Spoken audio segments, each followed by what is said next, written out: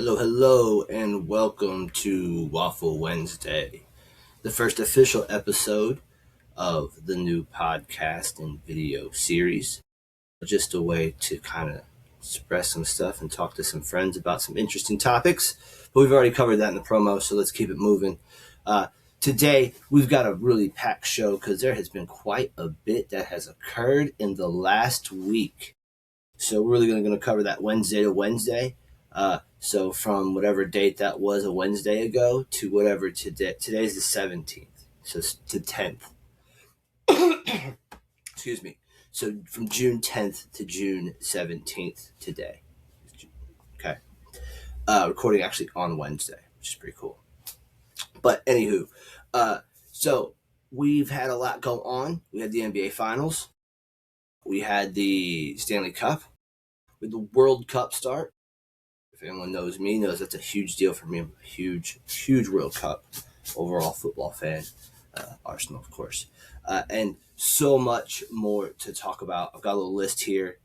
We've got a special guest tonight. Paperstax. He's going to be joining us to talk about some things that have occurred over the week and how fortunate he was to be a part of some of those things. Exactly. As you can see, I'm here in kind of what used to be our office, in the middle of cleaning some stuff out, going through a big sort. So one thing that will never be sorted or removed will be that bad boy. So if you can see it, I don't know if it's right side or not. It's the Woo, right? So we can't talk Knicks, we can't talk NBA Finals without talking the Woo game, the largest comeback in NBA history, in Finals history.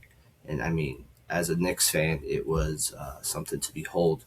Marky P and I actually did a test podcast that night, not knowing that they were going to have that comeback. We just kind of started at halftime because we were a little bored. So if I get his permission, I'll post that soon. But the Woo game, right? Wu-Tang performs at halftime. Madison Square Garden has a cleanse. And we all know the rest is history, right? I mean, it's absolutely incredible. And so the Wu-Tang have always been a big part of my life. I love Wu-Tang since I was a little kid. Probably about I heard the 36 Chambers in like 94. A little bit, of course, after it actually came out. I was 11 years old at that time. But always loved Wu-Tang. Loved the double album, of course. But this is from last year at Madison Square Garden. Their final tour and their only performance at Madison Square Garden. Me and Paperstax went. And we'll talk a little bit about that as well. But we always knew with Woo in the building, anything is possible.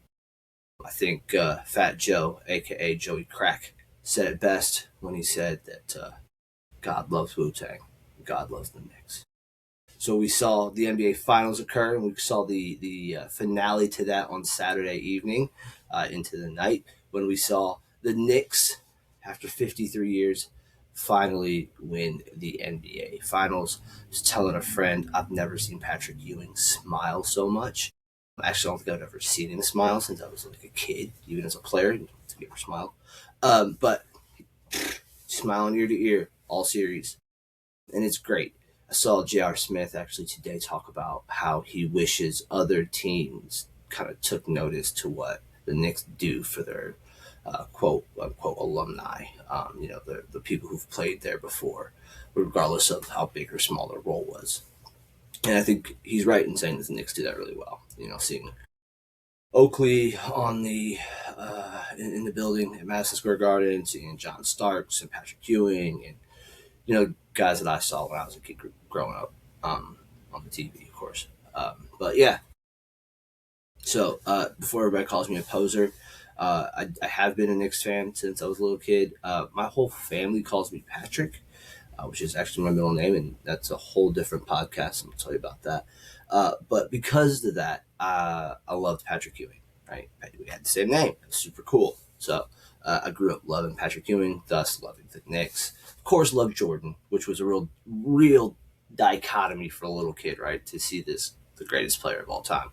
And to have him just run over your team consistently was tough. But anyway, that wasn't this time.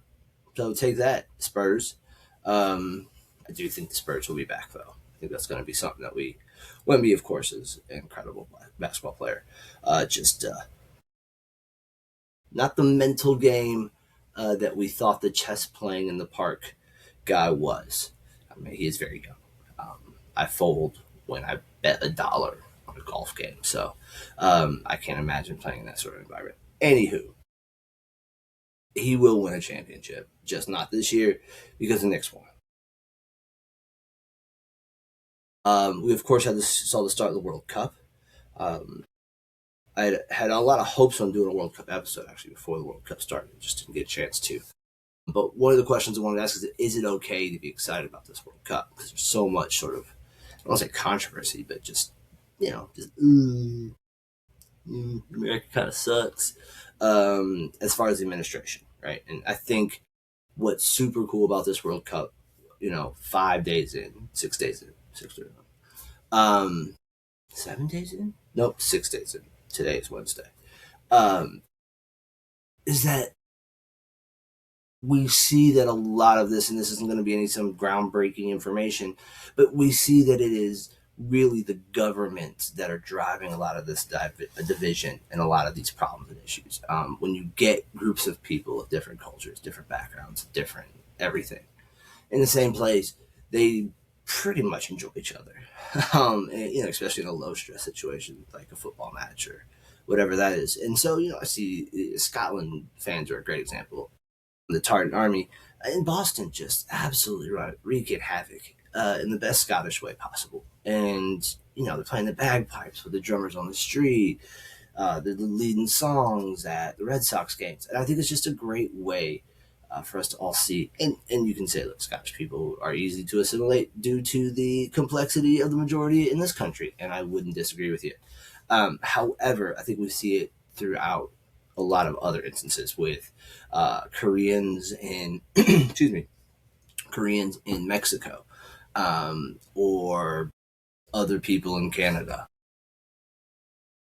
I don't know. There's so many games and they're so far apart. It's hard to keep track of where everything is all the time. And then teams move around. And that's really bothering me.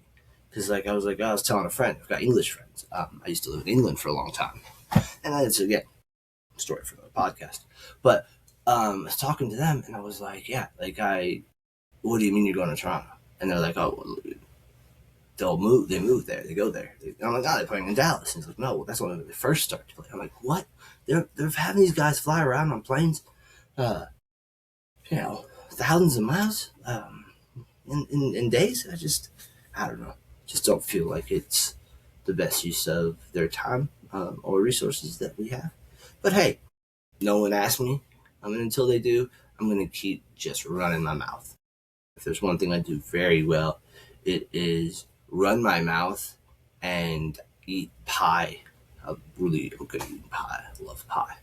But anywho, I gotta stop saying anywho. That's the thing I gotta note. So I'm gonna put down on the notes the things I gotta take out. Remember, this is an evolution. We're starting as a seed and growing to a sapling, into a sapling, into a tree. I get Irish Chris on this bad boy. Another note. Yeah, so we're going to be coming on here with my good friend, Paperstax. He was a guy who came in, he had the fortunate, I don't know, luck is the word, but he was in New York last weekend. He just happened to be there. Initially, I think, to see the Puerto Rican Day Parade. He's Dominican, so if that makes any sense. And then he was going to the Puerto Rican Day Parade, never been to there, and wanted to do that. And then was like, I'm going to go to Brazil, Morocco. And so he did that. And then Saturday night, bang, next one. So he got to have quite the New York weekend. So we are going to talk to old Dominican Paperstax here in a second. I'm actually going to have a little edit here. And once we get back, we will have Paperstax live and direct.